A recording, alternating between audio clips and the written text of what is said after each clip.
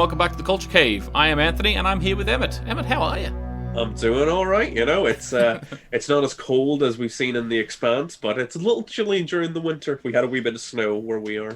Yeah, it was actually very chilly. I'm just after coming in from a family visit in the garden, 2 meters apart, and it was freezing. I had my Yeah. mittens on actually. I've got new mittens. Ema got me some mittens Oh, that I could actually Amos could have used with them in done with them in this episode. They're proper well, sheep hide mittens oh, that we're going to use when we go to Iceland to see some orcas, oh, which is my dream. oh, Okay. Anyway, lovely. anyway, we'll move on. So this week's episode of The Expanse was the penultimate episode of the season. It was called. Now let me try and get this right. Winnip Suke. And both Evan and I were saying to ourselves, "Oh, Winnip Suki," and we were saying, "I wonder what Belter word that is. Yeah. I wonder what Belter word that is." Actually, no, it's actually a lake in New Hampshire where they blew up, sort of, you know, went to the moon from. Yeah. Yeah. So, okay. So, Emmett, what did you think of this? Just very, very simply, what did you think about this episode overall? Before we start getting into the nitty gritty.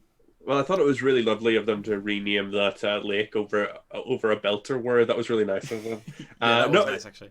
this one was a very action-packed episode. A lot of general tension. We've had it Hmm. like sort of simmering in the background on Amos's side, but Yeah. then this is when a lot of stuff was starting to pop off as the clock was running down, so to speak. Oh yeah, popping Yeah. off fully. Okay, so what we thought we'd do, if you've already subscribed to the channel and liked the video, then that's great. Thank you very, very much. But what we thought we'd do first is we would cover some of the, as we did last week, some of the smaller storylines, and then we'll end on the big storyline. So in my mind, and Emmett's mind, I think as well, the big storyline this week is the Amos storyline, Amos and Clarissa.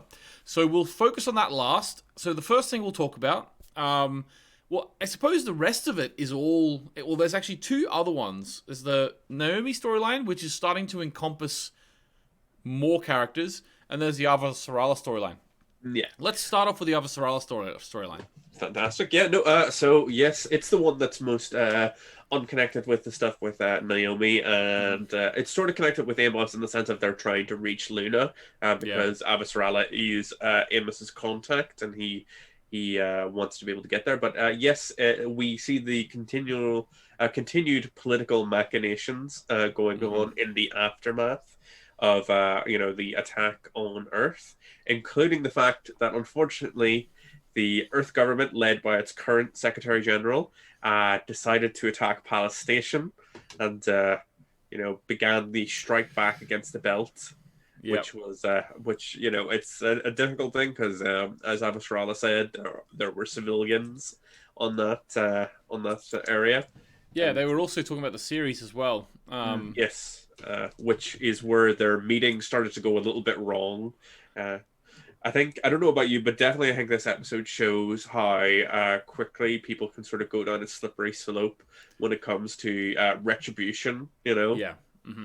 Yeah. The Secretary General was far too, I don't know, emotionally tied up. He wasn't making. Well, maybe that's just the way the character is. But as we've talked about him before, he sort of found himself in this position, and I think I would describe it as a slippery slope. I think Yeah. that when he first took the position, he didn't think I'm going to go and blow up a load of stations. No way he thought that was going to happen.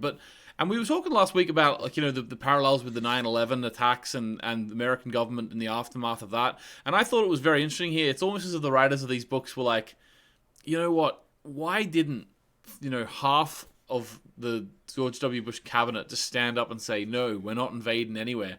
Yeah. And then they wrote it into this book, because that's what's happened. Like Avasarala and then at least half the room got up and said, can't be a part of this. Yeah. Avasarala obviously led that mutiny.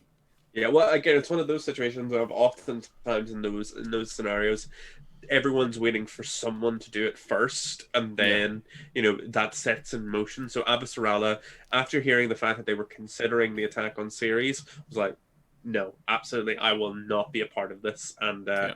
basically, and then the Secretary General was like, "Are you handing in your resignation?" And she says, "If this is where we're going, yes." She walks out, and then you've seen like half the table get up and walk out with her.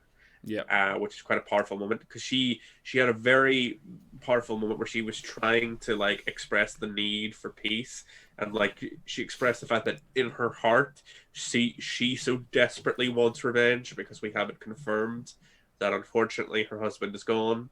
We Yeah. haven't confirmed once more, and she is furious about that. But at the same time, she's learned so much from her previous time as a leader and knows that you can't like rely on it. Whereas we talked about it last episode with the current Secretary General, you could see that like the power and authority was going to his head quite quickly. You Yeah. know, everyone cheering for him, and like he's being told all this stuff, and like they need someone who is very experienced at this moment to help sort of navigate through this political landscape. And that's kind of where we see things going with Avasarala. As later on in the episode, we do obviously discover that her resignation and then the resignation of several others starts a chain reaction of other people leaving, leading to a very realistic vote of no confidence being held.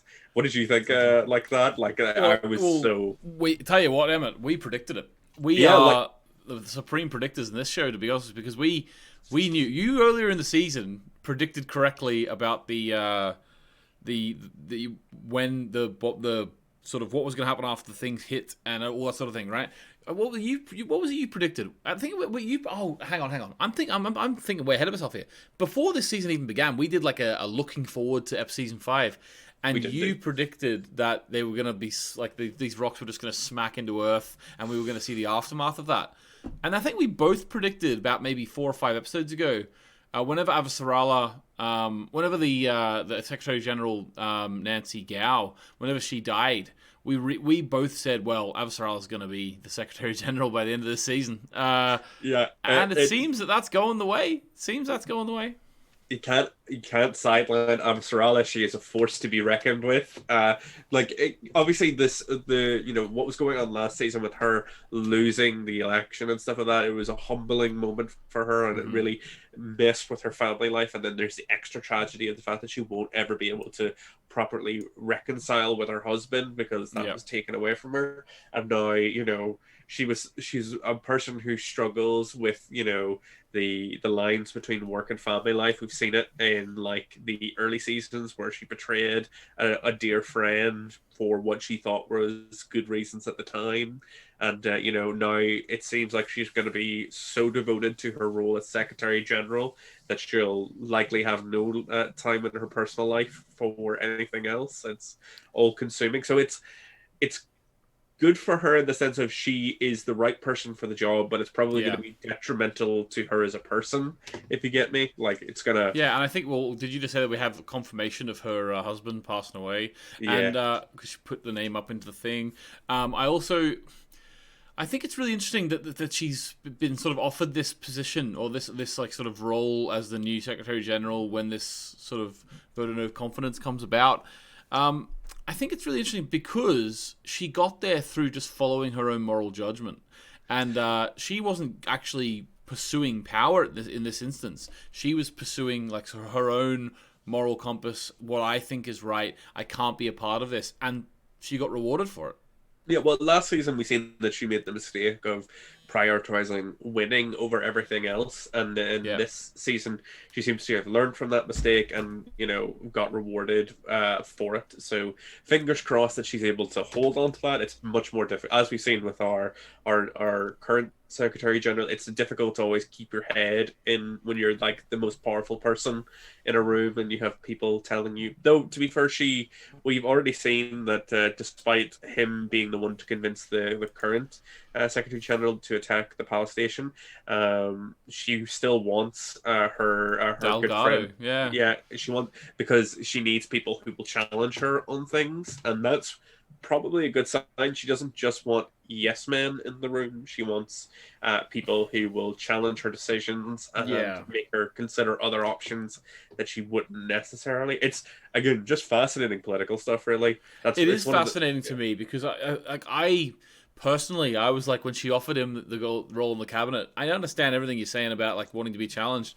I'm like, yeah, but there's ways to be challenged without having someone in the cabinet who would literally advocate for blowing up a station full of civilians. And that was really interesting to me because I was like, hang on, what? I also know that, like, it's slim pickings with all those people who've died on Earth now, Yeah. but still, I don't know. I think Dagano can be useful in the sense, but the issue was with the current Secretary General is he's inexperienced, he doesn't know how to, and he's Yeah, easily influenced. Whereas Abasarala is a lot more experienced, stronger willed, etc. So she'll be able to push back on his ideas, but at the same yeah, time, she still needs. Yeah, he's a horrible war criminal basically at this stage, but at the same time, like you said, they're in a situation where they might have to go to war. She's going to do everything in her power to avoid war. yeah, But if it comes to war, she kind of needs somebody there who can sort of understand that. And he was willing. We've seen him, the fact that, like, before she asked him to join her committee, he was looking to go out to the front lines again, even though yeah. he hadn't served on the front lines for a very long time. So obviously he still wants to be a part of this, even now. So I think their relationship's going to be complicated, but I honestly can't disagree with the choice necessarily. Yeah. Okay. Well, you've swung me around here. I think I understand what you mean. He also showed a fair, but like the fact that he's still willing to fight, it means that whatever he was advocating was coming from a particular place of his own care about it. Maybe he just chose the wrong thing. Yeah, we've seen like in previous seasons that there are some generals and some military people who are just too gung ho, and I Yeah. think he is on the gung ho side, but maybe not as far gone as some of the people Yeah. we have seen in the past. So I think he can be reasonable. They're just in extraordinary circumstances at the moment. Okay. Awesome. Right. So next up, I thought we'll pop in with the Naomi storyline. Now, obviously, there's a lot going on. There's not really much of Naomi in this episode, but there's a lot of her storyline. So we get Alex and Holden reacting to the cutoff of the signal, and we also get Marco and Philip having a couple of scenes around this idea too. So what about we start off with Marco and Philip? So basically, Marco finds out Naomi's probably still alive, and he goes to Philip and tells him. And to be honest with you, this scene went the opposite direction that I thought it was going to. Yeah, Philip got angry about He got angry because she left again. yeah. And I thought to myself, geez, these people really are mental psycho, because Oh, it's if the they're cult blaming mentality. a woman.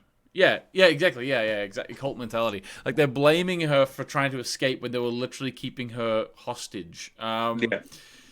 Yeah, so I thought that was really interesting. Like, he threw everything on the ground and he was really, really upset about her leaving again. He would have preferred his mother to be dead. Yeah, well, I He would think have it's also preferred her to be suicidal. yeah. I think it's like he feels because Philip is on some levels still a child to a certain extent. He is a man in some ways, a child in the others. So he feels like he's been abandoned by his mother for her new family once more, and he also lost a member of his family in her doing that. He lost Sim in that. So there's a lot of emotions, but I think we're leaning more towards the fact that maybe Philip can't be saved again. He's still up in the air a little bit, but I think the more we see this anger and such come out with him, and the more Marco sort of influences him, the less likely it is that Philip can necessarily be saved. He might be too much in his father's influence now. Yeah, I know exactly what you mean. I'm starting really to think that we need more Bobby Draper. More what? Where We need Bobby Draper in here. she's been sitting in the same chair for about 6 episodes now. Still in her armor, which I absolutely love. Just sitting in the armor, just being like, "I'm ready. Put me in, coach." I love someone in the comments like a week or two ago pointed out the bullet that was in on her clothes. When she just took it off and threw it away, right? It's like, well, that could literally kill someone in high G's. Yeah.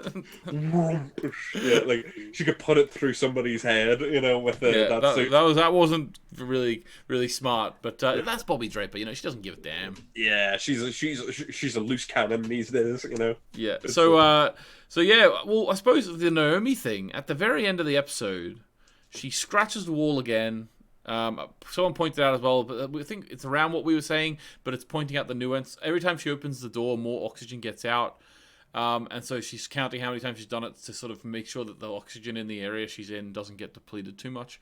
But so she's going down, and then she starts like I'm imagining that she's now just sending out a Morse code message through the wires. That's what it seems to be like. She's like tapping and doing like a Morse code thing. Like she's trying to make like some sort of noise that could maybe be picked up on the sensors if they, were sort of scanning ahead.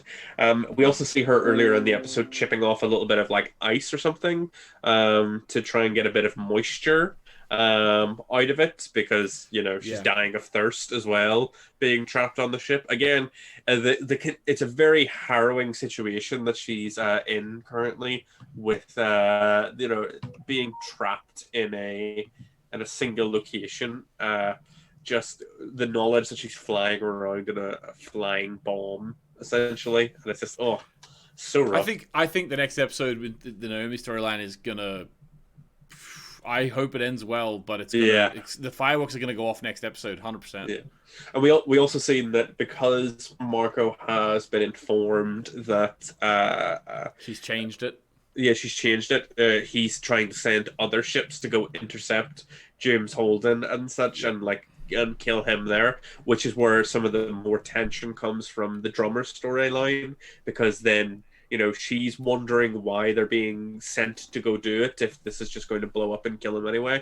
And then obviously she finds out from her fellow captain or co-captain and her lover that Naomi's alive. And and she straight away, she made a promise, you love us as much as Naomi. And then it was straight away, I understand. Yeah, it's like, it was just I understand why she said it, because it's like, drummer.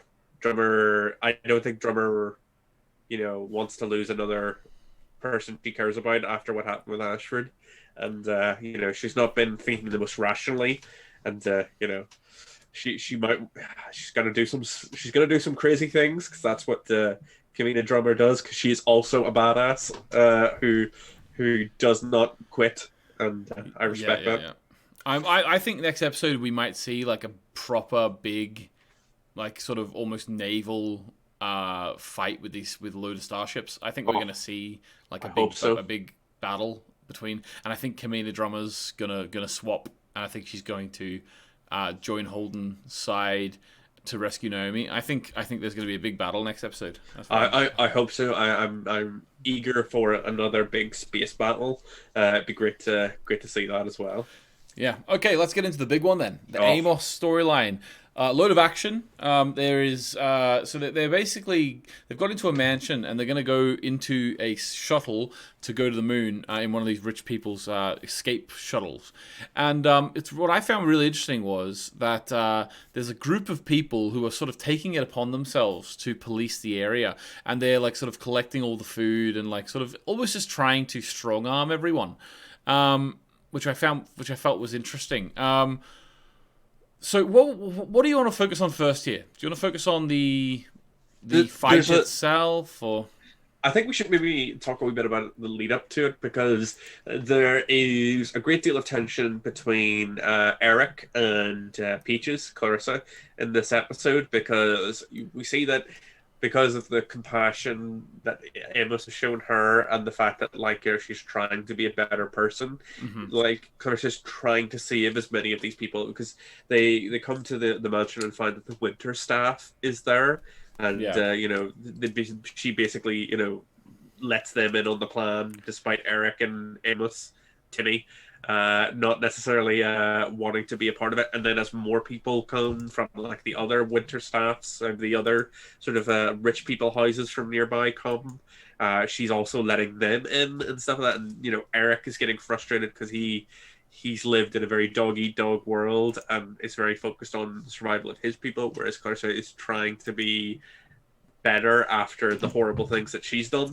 So it's a very interesting sort of, and poor Amos is sort of caught in the middle between them, and you can see him being pulled in both directions at different points by the way that they're speaking to him. Yeah, I was happy that Clarissa did that, because we needed a character in that little group that actually had something within her to want to help people. Like otherwise, can you imagine how cold this group would be? You know, I could imagine like if Clarissa wasn't there, that fella Eric would have been like, killing them all. You know, Yeah. but I'm glad that it went the way it did. I'm really interested that the fact that there's only like some seats in the suppose it's like one of those yachts, isn't it? There's only some seats in there, except they were able to take more because it was only a short trip to the moon.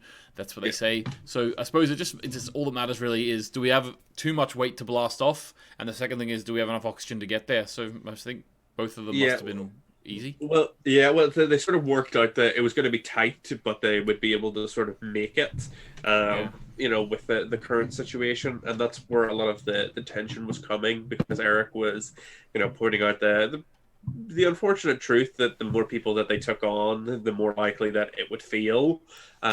You know, they had the increased tension of the fact that they were trying to get the ship working because it wasn't operating properly, and you know, the longer they waited, the less chance they had of maybe making it out of there. You know, so. Yeah, it was. I really enjoyed it. I thought that it was good to see a proper sort of big action sequence in the show for the first time in a while. So we got the proper like gunfight. They had the lookouts. They saw him at the tree line, and they properly had to run away from the guns coming and shooting them. I really enjoyed actually having that moment. Rather like, it's a very dialogue heavy show, which, you know, it's great. I love dialogue heavy shows, but I love it whenever we actually get about 15 minutes or 10 minutes of actual good bit of action, just to sort of pay off all these things that we've been building up to. And then obviously they get into the ship itself. They blast off. I was a bit worried. The woman who Amos was left with before they got into the thing, and then they got into the door of the ship, and then they blast off. Whenever they got into zero gravity and her blood was like sort of going, I was like, oh no, hang on, remember last season? Or Yeah, the season before? If they're in 0G for too long, they're not going to be able to treat it. But yeah, and the blood's going to get like all stopped up. But I think that for situations where if you can't get out of 0G, but they're going to Luna, so I assume Luna probably has like at least some resources that can be used to treat people. So I guess I think maybe Amos is just tiding her over until they can reach Luna and get treatment. I'm not sure necessarily. I was definitely concerned myself. I had that sort of like, is she dead? Is she alive? Yeah. Dying? You know? He just like sutured her up and then left her on the floor of the entrance. Yeah. Well, not much else he can do for her, unfortunately. So, you know. Yeah, and I know the budget of the show isn't through the roof. Like the budget of the show isn't like infinity. But in my head, I was like, oh, it's another spaceship. Just let me have a look around it. Like I want to go in the spaceship. I want to have a look around. Yeah, and, I feel like and see. Yeah, I feel like with Marco's ship and some of the other ships, there's definitely been a little tiny bit of reusing some sets, just changing them around a bit, so it's not necessarily entirely noticeable. But budget constraints, you got to do what you got to do, and if you're still telling a compelling enough story, we can look past it, you know. Exactly. Yeah. Right, well, that was the 9th episode. We've got one more to go. I'm really looking forward to seeing what's going to go on. Right, Emmett, end of season predictions. Give me one prediction of what you think can happen next episode. One thing. Ooh. I feel like I would agree with you on that. I think Drummer is going to burn the bridges with Marco's coalition, and I'm hoping that she doesn't have to turn against her lover and co-captain. I would like it if, you know, she could have that. I'm hoping that, you know, she sides with Drummer going forward and doesn't, you know, side with Marco's Free Navy. Yeah, it could be nasty. It could be nasty if it doesn't go. Okay, so I think Avasarala is. I think Avasarala will be confirmed as Secretary General. I think Amos will make it to her. I think we'll get a scene between her and Amos. I don't know what's. Maybe she'll send. Oh, maybe they'll end up. Amos will get in contact with James Holden somehow, and that'll help the Earthers get to where Marco is. Oh, maybe that'll happen. Maybe that's a bit too early, though. Maybe that's a bit too early, but maybe we would wait till next season to have a proper big belter Earth battle. Yeah. But definitely, I think Amos is going to have... I'm going to predict we have an Amos Avasarala scene. That's what I'm going to predict.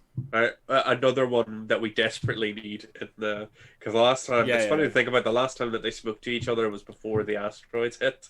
A lot has changed in that time, you know. A lot has changed, yeah. Exactly. Good. Well, there we go. Thanks very much, Emmett. That was episode 9. We're going to be back next week for episode 10. And then, if anyone has any shows they'd like to recommend us to check it out, like at the minute we've sort of monikered ourselves as Sci-Fi Saturday. Having said that, Emmett and I are both open to growing and changing that depending on what we want to cover at the time. So that isn't. Don't let your mind be sort of kept in a box by the fact that we're called Sci-Fi Saturday. If we're like the proto-molecule. We can just evolve and change and grow, you know. Proto-molecule Saturday, that's what we're called. Right, okay, guys, thanks very much for coming. Make sure you subscribe, like the video, all that sort of good stuff, and we'll catch you later. Bye-bye.